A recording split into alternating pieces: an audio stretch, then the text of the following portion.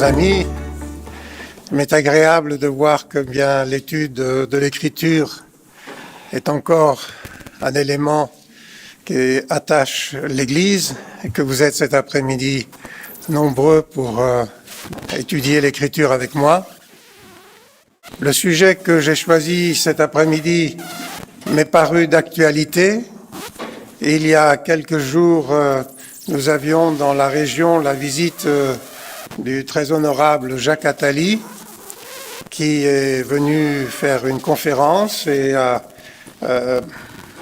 signé son dernier ouvrage, dont le titre, il l'a volé, je suppose, à Ellen White, c'était « Préparation pour la crise finale ».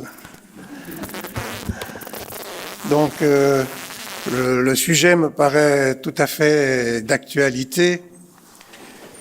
Si je vous parle aussi des 144 000, c'est parce que c'est un sujet qui était très discuté au début du mouvement adventiste. Ellen White a écrit pas mal là-dessus. Et puis parce que nous diffusons la tragédie des siècles, dans laquelle il y a un chapitre qui porte sur le sujet et qui mérite d'être lu avant d'être partagé avec d'autres.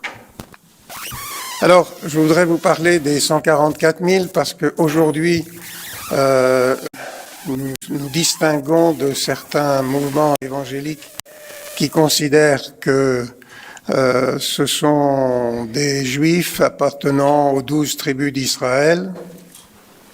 Dans un livre comme celui d'Alexander, par exemple, qui est vendu par la Société biblique à Genève. Et puis, ce que j'aimerais faire avec vous cet après-midi, c'est examiner les textes qui nous sont offerts par l'Écriture et voir ce qu'elle dit. C'est-à-dire essayer de nous dépouiller de toute idée préconçue et d'essayer d'entrer dans le texte tel qu'il apparaît dans le livre de l'Apocalypse. Alors vous savez que les 144 000 sont présentés dans deux chapitres différents du livre de l'Apocalypse, le chapitre 7 et le chapitre 14. La première fois, au chapitre 7, il y a une double scène qui fait partie des instruments structurels que Jean emploie quand il décrit certaines visions. Par exemple, je l'ai évoqué ce matin, Jean entend une voix qui dit « Voici le lion de la tribu de Juda ». Et après, il regarde, et qu'est-ce qu'il voit? Un agneau immolé. Alors, dans le chapitre 7, nous avons la même procédure. Nous allons d'abord nous intéresser à ce que Jean entend. Alors, on va projeter sur l'écran la liste des 12 tribus telle qu'elle apparaît sur cet écran. Alors, vous pourrez constater, je n'aurai pas besoin de me retourner si mon ordinateur veut bien s'allumer. Voilà. Vous constatez sur la ligne de gauche la liste des 12 tribus telle qu'elle apparaît dans le livre de la Genèse. Ce sont donc les 12 fils de Jacob. Et vous avez en face la liste de l'Apocalypse. Alors vous constatez d'emblée que dans la liste de la Genèse et dans toutes les listes de l'Ancien Testament, c'est toujours Ruben qui est le premier-né, qui est le premier de la liste. Et puis là, curieusement, ce n'est pas lui, c'est Judas qui, dans la liste de la Genèse, est le 4e fils de Jacob et non pas le premier. La deuxième chose que vous pouvez constater, c'est que il y a une tribu qui est la tribu de Joseph, et cette tribu de Joseph se partage entre deux demi-tribus. Dans la tribu de Juda, dans la tribu de droite, vous avez 2 fois Joseph. Joseph en tant que tel, et Manassé qui est un fils de Joseph. Normalement, vous auriez dû avoir Manassé et Éphraïm. Éphraïm qui est le deuxième fils, donc les deux demi-tribus font une seule tribu. Or, vous constatez qu'il y a des choses qui ne collent pas dans le chiffre, puisque la tribu de Joseph est mentionnée 2 fois. Elle est mentionnée une fois avec Joseph, qui comprend déjà Éphraïm et Manassé, et encore une fois Manassé. Et puis, vous remarquez aussi qu'il manque une tribu, la tribu de Dan. Enfin, je termine avec cette remarque, c'est qu'au lieu de mettre Joseph en face de Joseph, Jean aurait pu mettre tout simplement Éphraïm, et le problème ne se serait pas présenté. Alors la première question qui se pose, pourquoi Dan et Éphraïm ne sont pas dans les 12 tribus mentionnées dans l'Apocalypse? Si on examine dans l'histoire d'Israël l'histoire de ces 2 tribus, on constatera qu'elles sont toutes les 2 devenues idolâtres. Elles ont abandonné le Dieu d'Israël pour se livrer à l'idolâtrie. Or, l'idolâtrie est un thème très important dans l'Apocalypse, puisqu'il s'agit de ne pas adorer l'image de la bête. Donc, ces 2 tribus idolâtres ne peuvent pas faire partie des 12 tribus de l'Apocalypse. Une autre chose, c'est que la tribu de Dan, comme chacune des tribus, a un totem, si vous voulez. Et la tribu de Dan a le serpent comme totem. Donc là encore, la tribu de Dan, pour cette deuxième raison, ne peut pas faire partie des tribus d'Israël. Alors, la deuxième remarque que je peux faire, c'est pourquoi la tribu de Juda est la première?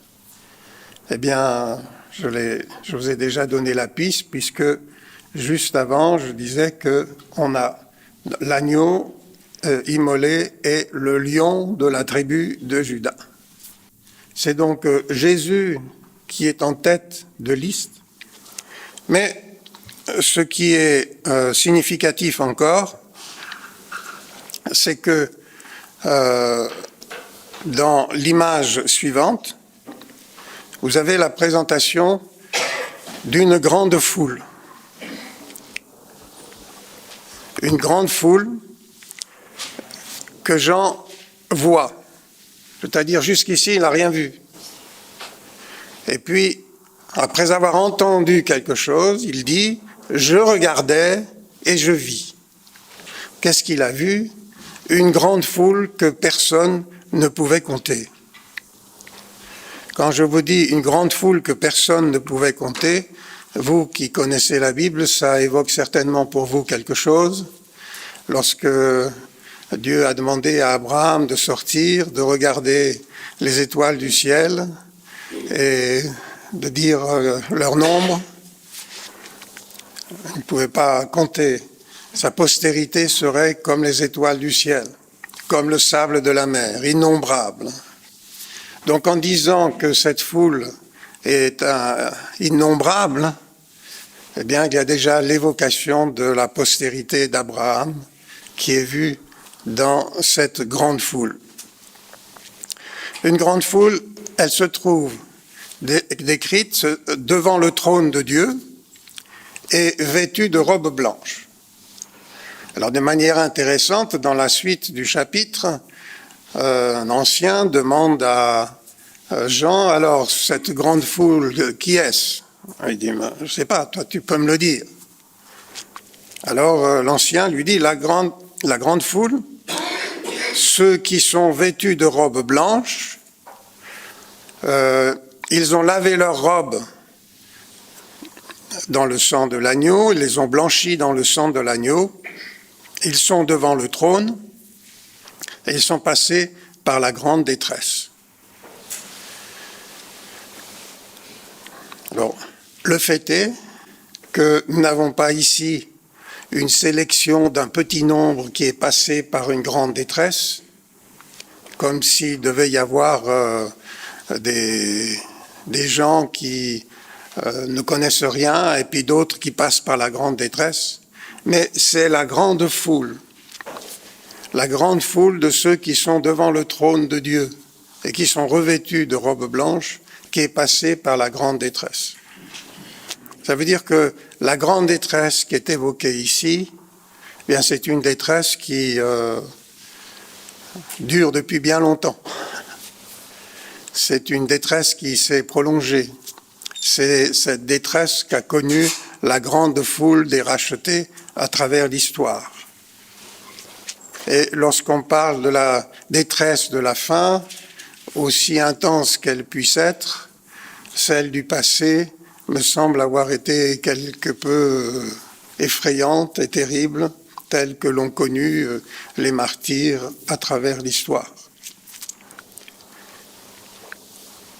Alors, ça c'est ce que nous pouvons retenir de la première mention des 144 000 au chapitre 7. Une grande foule qui est passée par la grande détresse, qui est la postérité d'Abraham, et qui sont ceux qui ont Jésus-Christ comme frère aîné, comme sauveur et rédempteur. Et puis, au chapitre 14, nous avons de nouveau une vision des 144 000. Alors, c'est assez... Ici, il faut les laisser dans leur cadre. C'est après le chapitre 13 qui présente les monstres qui sortent l'un de la mer, l'autre de la terre, qui débouche le deuxième qui pousse à l'adoration de la première bête, et les adorateurs de la première bête sont des adorateurs du dragon. Donc le thème, c'est celui de l'adoration. Alors, je vis donc l'agneau debout sur la montagne de Sion, et avec lui 144 000, qui avaient son nom et le nom de son Père écrit sur leur front. Vous noterez en passant que les 144 000 du chapitre 7 ont le sceau de Dieu sur leur front. Et les 144 000 ici ont le nom de Dieu et le nom de l'agneau sur leur front. Le seul livre du Nouveau Testament qui parle du front, c'est l'Apocalypse. Autrement, le thème n'apparaît pas ailleurs dans le Nouveau Testament.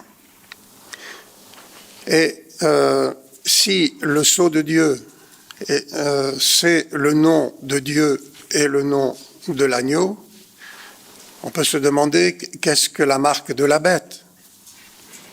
Bien, l'Apocalypse elle-même, au chapitre 13, dit que le sceau de Dieu, la marque de la bête, c'est le nom de la bête. C'est pas seulement un chiffre, c'est le nom, c'est un nom. Alors on a cherché à savoir quel était le nom qui était caché dans le chiffre, mais l'Apocalypse le dit elle-même, c'est qu'il y a un peu plus loin, au chapitre 18, 17 déjà, une femme qui apparaît et qui porte sur son front un nom, Babylone. Elle est assise sur la bête. Donc il y a synthèse entre la bête et la femme qui s'appelle Babylone. Donc nous avons d'un côté ceux qui portent le sceau de Dieu, le nom de Dieu et le nom de l'agneau, et d'autre part ceux qui portent la marque de la bête, c'est-à-dire le nom de la bête et le nom de Babylone. En consultant un peu ce que Mme White a dit sur ces 144 000, c'est intéressant de dire qu'elle dit à quelque part qu'ils ont sur leur front le nom de Dieu et le nom de la Nouvelle Jérusalem. Alors, ça n'apparaît pas dans le texte. Mais ce qui me paraît intéressant, c'est que vous voyez le parallèle. Si d'un côté, ceux qui ont la marque de la bête ont le nom de Babylone, ceux qui ont le sceau de Dieu doivent avoir le nom de Jérusalem, en opposition. C'est bien une un développement antithétique. D'un côté, on a le sceau de Dieu, on porte le nom de Dieu et le nom de l'agneau. De l'autre côté, on a la marque de la bête, c'est-à-dire qu'on porte la marque de la bête et le nom de Babylone. Vous voyez bien qu'ici, il ne s'agit pas de savoir si on a une puce dans la main pour savoir si on va pouvoir faire notre commerce. D'ailleurs, ce serait juste les Occidentaux que nous sommes qui allons au supermarché avec une carte bleue qui seraient concernés par la marque de la bête. Parce que la majorité de la population du monde ne va pas acheter ses affaires avec une carte bleue, parfois même pas avec de l'argent, ils font simplement du troc pour survivre. L'Apocalypse s'intéresse beaucoup plus à des choses qui sont spirituelles et veut nous dire que si nous voulons être de ceux qui font partie des 144 000, il nous faut porter sur notre front, c'est-à-dire comme identité, comme marque d'identité, le nom de Dieu et le nom de l'agneau, et non pas le nom de ces monstres que sont la bête et qu'est Babylone. Ça, c'est le premier point que je voulais relever sur cette image. Ils ont le nom de son père et le nom de Jésus, le nom de l'agneau de son père écrit sur le front. Ensuite, il est dit qu'ils chantent devant le trône. Ils ont été achetés de la terre. Ils suivent l'agneau partout où il va et ne s'est pas trouvé de mensonge. J'aurais pu souligner aussi qu'ils ont été achetés dans les humains. Dans leur bouche, il ne s'est pas trouvé de faute. Ils sont sans défaut. Ils ne se sont pas souillés avec des femmes. Alors si vous prenez ce texte littéralement, tout comme les 144 000, vous considérez qu'au chapitre 7, ce sont des Juifs, des 12 tribus.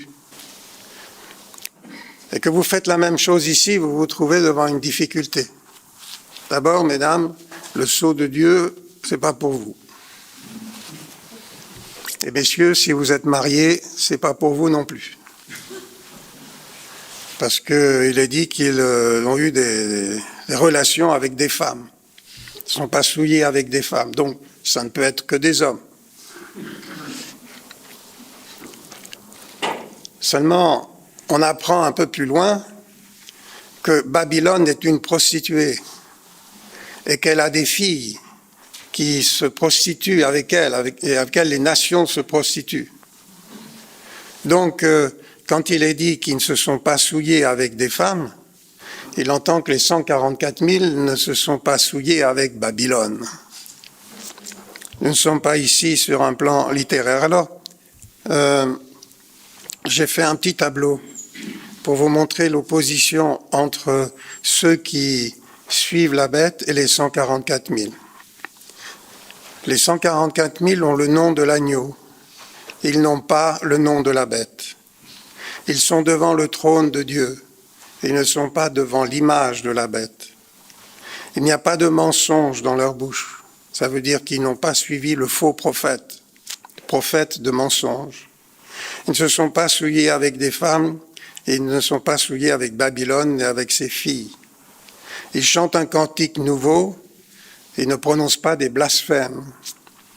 Et là, je ne fais que citer à droite les mentions qui sont toutes dans le chapitre 13. Ils ont le sceau de Dieu, ils n'ont pas la marque de la bête. Ils ont des robes blanches, ils ne portent pas la pourpre et l'écarlate comme Babylone. Ils n'ont plus de larmes, ils n'ont pas de lamentation, comme tous ceux qui se lamentent sur Babylone. Donc ces 144 000 sont passés eux aussi par une grande tribulation, comme tous les 144 000, et c'est la tribulation de la fin, la dernière de l'histoire, celle qui nous préoccupe et que nous attendons. C'est cette fameuse bataille d'Armageddon. Si vous lisez nos ouvrages qui ont été publiés dans les années passées, disons les dizaines d'années passées pour aller un peu plus loin, vous constaterez que Cette bataille d'Armageddon est toujours considérée comme une bataille militaire, un conflit mondial.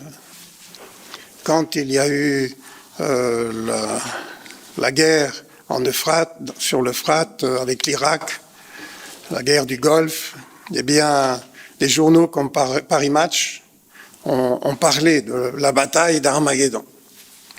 S'imagine un conflit mondial.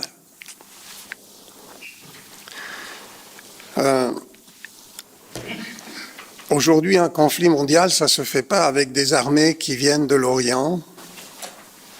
Quand j'étais jeune, je faisais du colportage et je me souviens avoir vendu un ouvrage intitulé « Le péril jaune ». On s'imaginait que voilà, les hordes chinoises et japonaises, enfin tout l'Orient allait venir envahir l'Occident et que ce serait la dernière bataille de notre histoire. Tout le monde s'inquiétait de cela, quand la Chine s'éveillera. Et il n'y a que les Suisses qui ne s'inquiètent pas parce qu'ils se disaient si on vient nous prendre notre argent, ce n'est pas à nous, c'est les autres qui l'ont mis chez nous. Alors, ils sont prêts à s'en séparer. Mais si on s'intéresse à ce que dit ici ce texte, on se rend compte que, s'adressant à des Hébreux, puisque Jean est un Hébreu qui pense en hébreu et qui écrit en grec, il emploie une méthode qu'on appelle techniquement la typologie, c'est-à-dire il met en scène des images qui signifient quelque chose à ceux qui le lisent. Je suis sûr que si aujourd'hui je vous disais « le mur est tombé », vous penseriez à quelque chose de particulier. Tous la même chose, le mur de Berlin. Si je vous disais que les 2 tours se sont effondrées, immédiatement vous penseriez à quelque chose. Et si on dit à des Hébreux « l'Euphrate est asséché », eux aussi, ils pensent à quelque chose. Ils pensent à une merveilleuse nouvelle. Lorsqu'ils étaient prisonniers dans Babylone, Cyrus est venu avec son armée, il a détourné le fleuve, il est passé sous la muraille et Babylone s'est effondrée, la ville a été prise.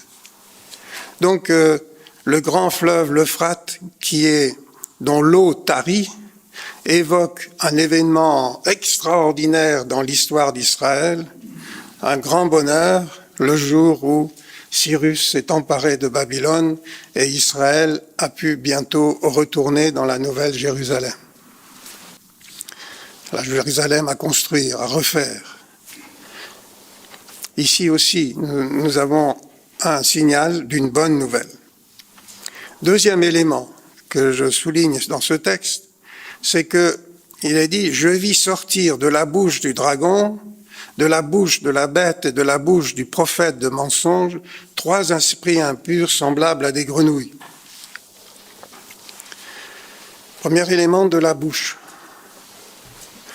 Si conflit il y a, ici, c'est un élément de discours. Ça sort de la bouche sortent des discours. J'attirais votre attention que si vous lisez le chapitre 12, quand il est question du dragon, la première chose que le dragon veut faire, c'est dévorer avec la bouche. Ensuite, quand il poursuit la femme, il vomit un fleuve. C'est encore de la bouche que ça sort. Et quand il est désigné comme l'accusateur des frères. C'est encore de la bouche. Donc le conflit qui est engagé, qui est essentiel, c'est pas un conflit militaire, c'est un conflit relatif à des discours, à des théories, à des enseignements qui vont vers les rois de la terre.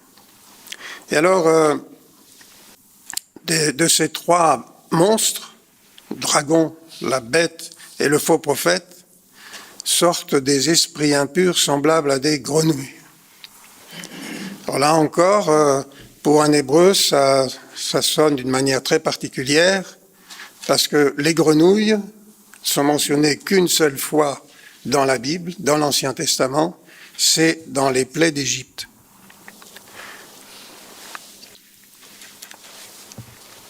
Ah, j'avais oublié de vous présenter ce texte où il est dit « Il défendra leur cause afin de donner le repos au pays et de faire trembler les habitants de Babylone, la sécheresse contre ses eaux qu'elles tarissent », disait Jérémie, et qui annonçait ainsi la chute de Babylone. 3 mauvais esprits sortant de la bouche des 3 bêtes qui portent le message des 3 bêtes. Alors, si vous considérez les plaies d'Égypte, la première plaie, c'est l'eau changée en sang. Elle est contrefaite par les mages. Ensuite, les grenouilles qui se répandent dans le pays, là aussi, elle est contrefaite par les mages. Après, ce sont les moustiques, mais là, les mages ne peuvent pas contrefaire le miracle. Donc après, si vous voulez, on peut rajouter encore le bâton que Moïse a jeté, les mages ont contrefait. Les grenouilles, c'est la dernière contrefaçon des mages. C'est donc l'expression de la limite de la contrefaçon. Et comme le thème de l'Apocalypse, c'est celui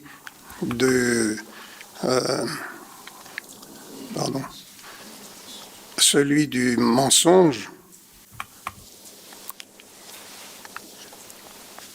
il est bien évident que le thème qui est derrière cette bataille, c'est un discours qui est une contrefaçon de la vérité, un contre-évangile, un faux évangile.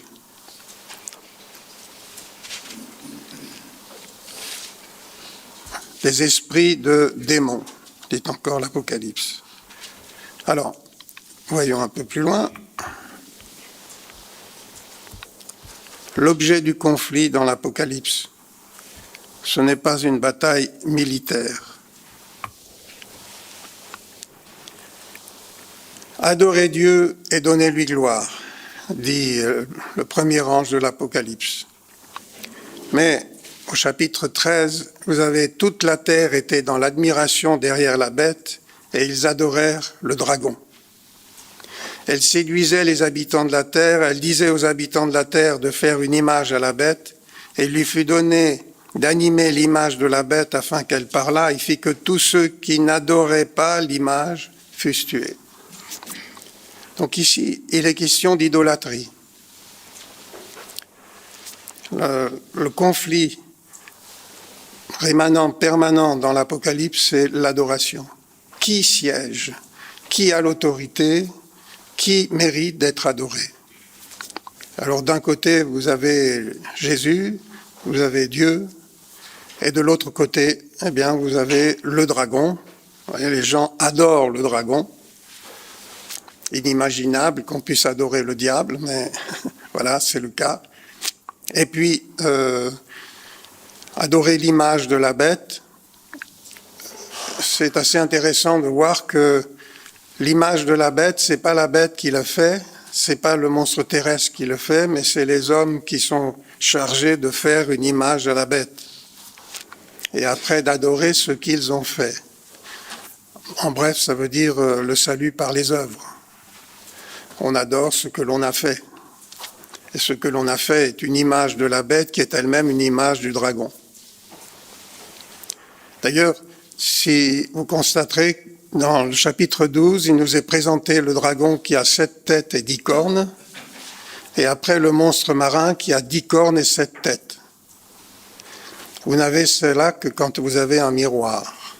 Ce qui est à droite est à gauche, et ce qui est à gauche est à droite. 7 têtes et 10 cornes et 7 têtes. C'est la même chose, mais en image, en illustration, si vous voulez. Alors, la question se pose, est-ce que ce thème est traité ailleurs dans la Bible?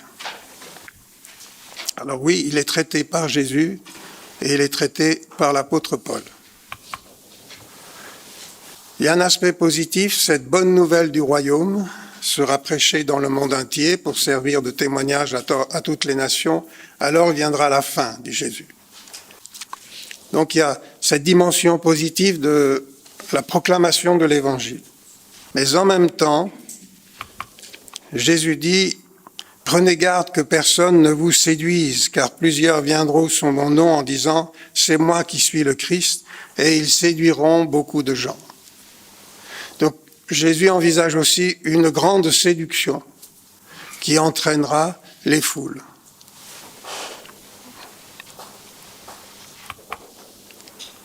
Dans Matthieu 24, il s'élèvera de faux Christ et de faux prophètes qui feront de grands prodiges et des miracles au point de séduire, s'il était possible, même les élus. Or, cette formule de faire des prodiges et des miracles, elle est employée aussi à propos du monstre qui monte de la terre. Il fait des prodiges et des miracles. L'apôtre Paul, pour ce qui concerne l'avènement de notre Seigneur Jésus-Christ, notre réunion avec lui, nous vous prions, frères, de ne pas vous laisser facilement ébranler dans votre bon sens et de ne pas vous laisser troubler, soit par quelque inspiration, soit par une parole, que personne ne vous séduise d'aucune manière.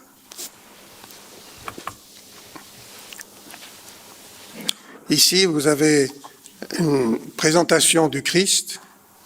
Homme israélite, écoutez ces paroles. Jésus de Nazareth, cet homme à qui Dieu a rendu témoignage devant vous, par les miracles, les prodiges et les signes qu'il a opérés par lui au milieu de vous. Et Paul dit, dans 2 Thessaloniciens, l'apparition de cet impie se fera par la puissance de Satan, avec toutes sortes de miracles, de signes et de prodiges mensongers, avec toutes les séductions de l'iniquité.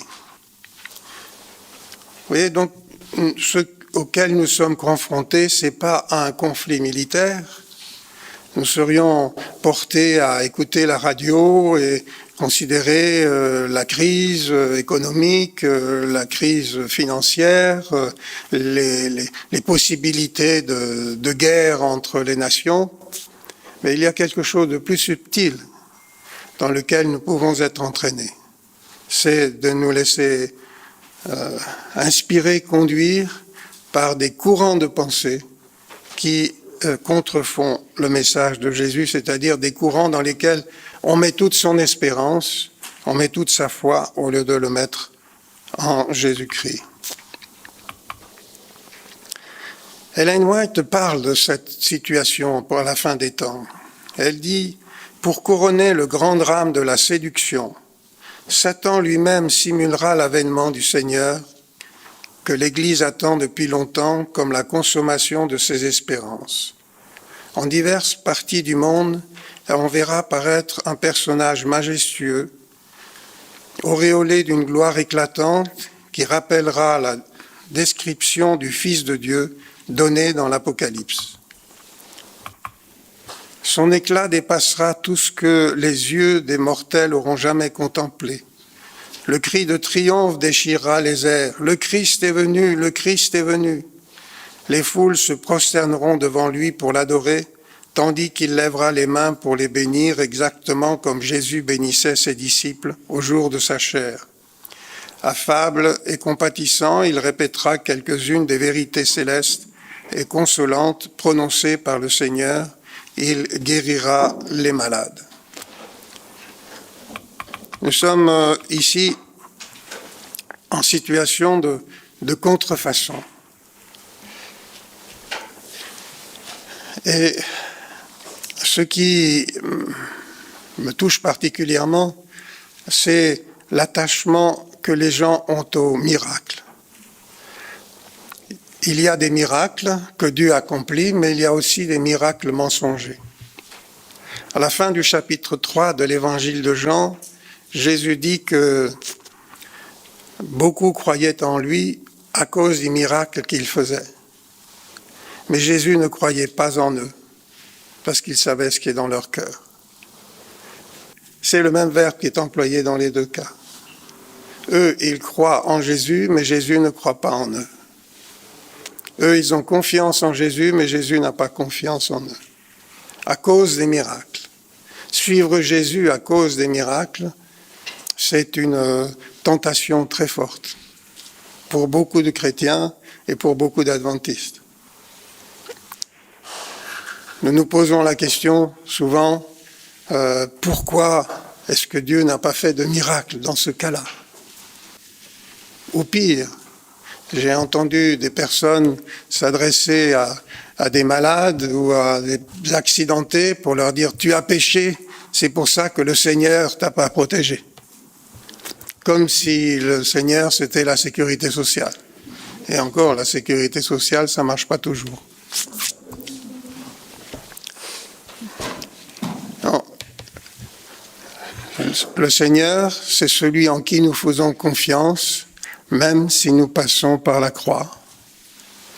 Parce que celui qui n'a rien fait à Dieu, qui n'a offensé le Seigneur en rien, lui, il est passé par la croix.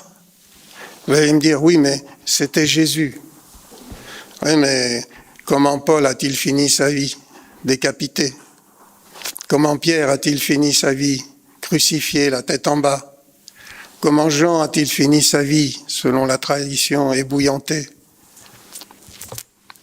Alors, le Seigneur n'est pas intervenu, ils ont péché à quelque part pour que ça leur arrive? Certainement pas. Ils ont été fidèles jusqu'à la mort. C'est autre chose. Vous voyez, prendre Dieu pour la sécurité, pour les avantages qu'on pourrait en tirer, eh bien, il se peut que Dieu n'ait pas confiance en nous, parce qu'à la première épreuve, nous allons l'abandonner. Il s'agit de faire confiance à Jésus dans toutes les circonstances de la vie.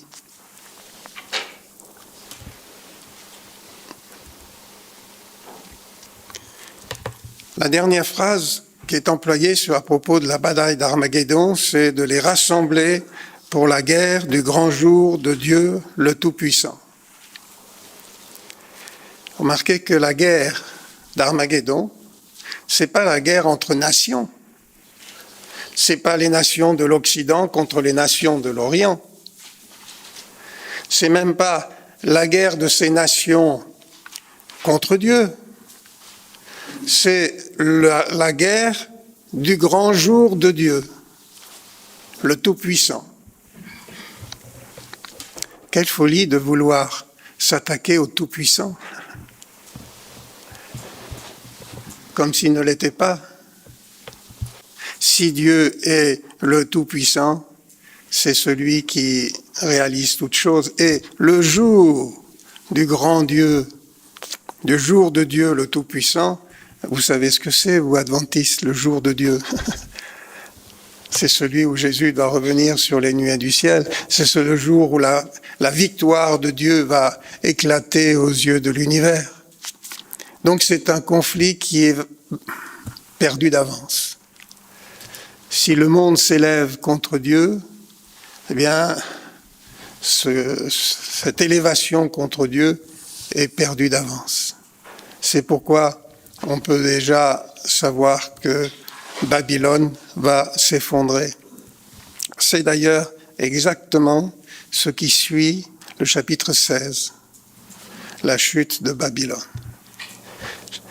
Dès qu'on en est parlé de la bataille d'Armageddon, s'ouvre le récit au chapitre 16, au chapitre 17 et 18, la chute de Babylone.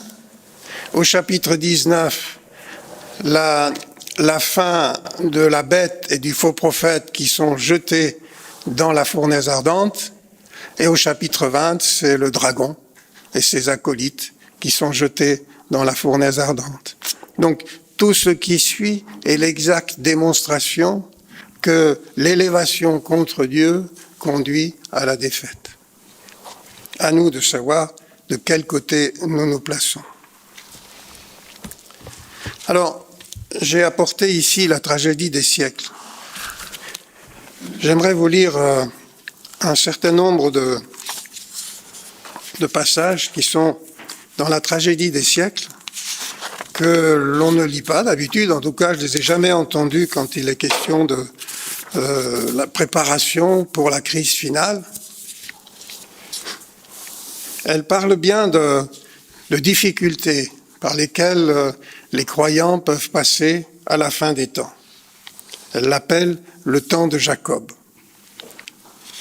Et alors, la première chose qu'elle dit en perspective de ce temps de Jacob, à l'approche du temps de détresse, le peuple de Dieu devra faire tout ce qui est en son pouvoir pour gagner les bonnes grâces du public, pour désarmer les préjugés et détourner le danger qui menacera la liberté de conscience. Malheureusement, John Graz n'est pas là pour l'entendre, mais je pense que ça correspond exactement à ce ministère. D'abord, gagner les bonnes grâces du public, désarmer les préjugés, avoir des relations avec les autres qui permettent de donner une juste image de l'Évangile et de notre foi. Page suivante. Bien qu'entouré d'ennemis résolus, je lis bien le chapitre « Le temps de détresse ». Bien qu'entouré d'ennemis résolus à l'écraser, le peuple de Dieu ne sera pas inquiet à cause des persécutions. Il craindra plutôt de ne s'être pas repenti de tous ses péchés et de s'être privé, en raison de quelques fautes, du bénéfice de cette promesse du Sauveur. Je te garderai aussi à l'heure de la tentation qui va venir sur le monde entier pour éprouver les habitants de la terre.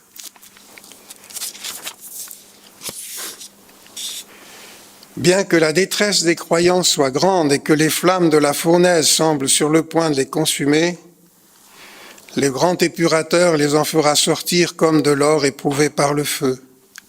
L'amour de Dieu pour ses enfants au jour de leur plus rude épreuve sera aussi puissant et aussi tendre que dans les jours les plus ensoleillés. Ceux qui n'exercent que peu de foi maintenant courent le grand danger de succomber à la puissance des séductions sataniques.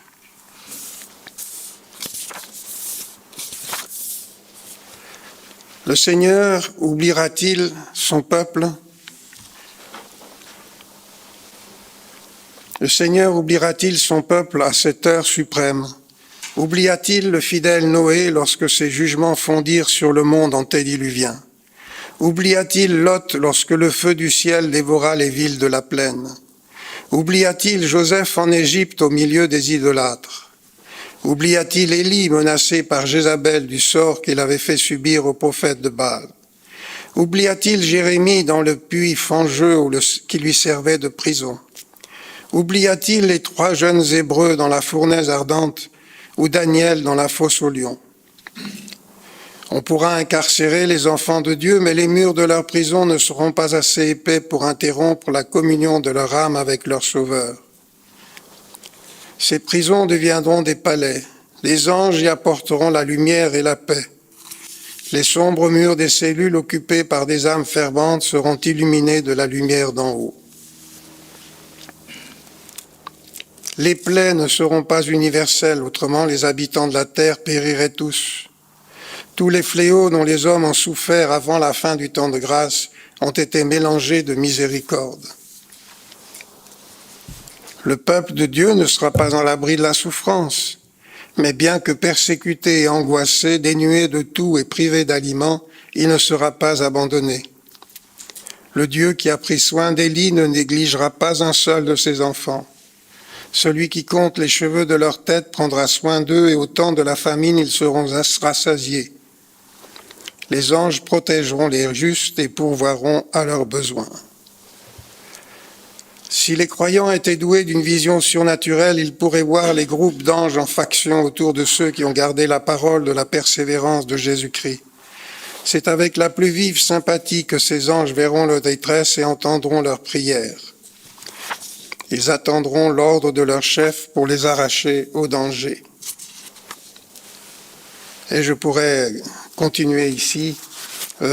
Tout ce chapitre, je suis toujours dans le chapitre sur le temps de détresse. Enfin, je termine. Si le sang des fidèles serviteurs de Jésus-Christ était répandu à ce moment-là, il ne serait pas, comme celui des martyrs, une semence de chrétiens. L'humanité endurcie ayant repoussé les appels de la miséricorde, et ceux-ci ne se faisant plus entendre, leur fidélité ne servirait pas à faire de nouvelles conquêtes. Si les justes devaient maintenant périr par leurs ennemis, le prince des ténèbres triompherait. Vous voyez que on pourrait changer le titre de ce chapitre. Le temps de détresse, c'est aussi le temps du secours de Dieu, c'est le temps de la présence de Dieu. Je me souviens que lorsque nous étions missionnaires au Cameroun, il y avait une révolution sur une île de langue espagnole, j'en oublie le nom, qui se trouve pas loin du Cameroun, et nous avions un missionnaire qui était là-bas, frère Loudécher, qui était alors notre président, s'est rendu auprès de ce frère. Et la question était, devait-il rester ou devait-il partir? Il était en danger de mort. C'était vraiment une forte persécution contre l'Église adventiste. Et lui était leur pasteur. Imaginez ce que les gens auraient pu penser, les frères et sœurs, si le pasteur missionnaire avait pris le premier avion pour partir, les laissant eux subir les affres des difficultés.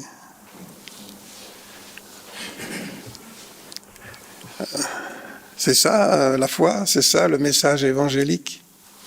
Fuir quand la menace vient, avoir peur et se cacher. Ou bien on a foi en Dieu, on apparaît, le frère est resté avec son Église et il est resté là jusqu'au bout. Et les choses ont pu s'arranger avec le temps, mais il a eu le courage de rester. La crise finale, c'est aussi la crise de notre foi, la crise de notre confiance en Dieu, la crise de notre assurance. J'ai beaucoup aimé le chant que nous avons chanté tout à l'heure en début de notre rencontre. Flots mugissants, flots en furie, je n'ai pas peur. Et puis lorsqu'ils arrivent, lorsqu'il y a des signes, alors on s'inquiète. Est-ce que c'est la crise? Est-ce que c'est des difficultés? Est-ce que c'est des problèmes? Mais il n'y a que des assurances, l'assurance d'être avec Dieu. Et alors, je voudrais faire une remarque parce que elle est très fréquente dans nos milieux, parce qu'on nous parle de ce qu'il faut faire lorsque la crise doit survenir. Je sais qu'il y a quelques années, de jeunes Américains sont venus invités en Suisse pour rencontrer la jeunesse et leur ont expliqué ce qu'ils devaient mettre dans leur sac à dos lorsqu'ils devraient fuir dans les montagnes. Si je m'en tiens à l'Apocalypse, au chapitre 6, il est dit que les rois de la terre, les puissants, lorsqu'ils verront les signes de la venue de Dieu, ils fuiront dans les montagnes et diront « Montagne, montagne, tombez sur nous ». Alors, si tout ce monde est déjà dans les grottes et que les adventistes arrivent ensuite, poussez-vous, poussez-vous, on arrive. Non, nous ne sommes pas là pour fuir dans les montagnes. Il y en a qui s'achètent, j'ai un ami en Alsace qui s'est déjà fait un chalet dans la forêt noire pour aller se cacher le jour où viendra la crise finale. Il y en a peut-être d'autres qui construisent maintenant des bunkers souterrains. Lorsque la crise va venir, ils vont descendre dedans, fermer le hublot, comme dans un sous-marin, et attendre que la crise place. Et puis quand elle est passée, ils vont lever. Ce sera déjà le millénium, le Christ sera déjà parti.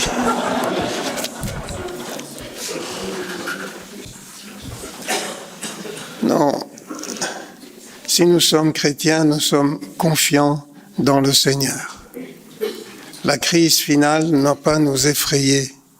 Le sujet de la crise finale, c'est le sujet de la bonne nouvelle du salut. Nous avons en Jésus un sauveur. Nous croyons en Jésus. Et quelles que soient les circonstances, les difficultés, les problèmes que nous pouvons connaître sur le chemin, présentement ou devant nous, eh bien, ce qui nous est demandé, c'est tout simplement d'avoir foi, et d'avoir confiance en Dieu. La crise, il y en a qui la vivent déjà chez eux, dans leur foyer, dans leur travail, dans leur milieu, parfois même dans l'église. Les crises, on les traverse tous, mais nous sommes appelés à rester fermes et confiants dans le Seigneur, quelles que soient les situations dans lesquelles nous vivons. Et les scènes de l'Apocalypse qui nous présentent ces 144 000, c'est pour nous dire que ceux qui marchent avec Jésus sont déjà dans le ciel. Car c'est à remarquer que les 144 000 sont vus dans le ciel. Il y a une formule qui est employée dans l'Apocalypse qui parle des habitants de la terre. Si vous analysez cette formule telle qu'elle est employée dans le livre, ce sont ceux qui sont appelés les habitants de la terre, sont ceux qui sont révoltés contre Dieu, sont ceux qui adorent la bête et son image. C'est toujours une connotation négative. Tandis que les fidèles, ils sont déjà perçus dans le ciel. Ils sont déjà vus dans le ciel. On les voit déjà dans les hauteurs. À tel point que même lorsque Jésus revient, les rachetés l'accompagnent déjà dans le chapitre 19. Que faire dans cette situation? Diapo 24. Il faut que vous naissiez d'en haut. Le combat que nous avons à mener est spirituel.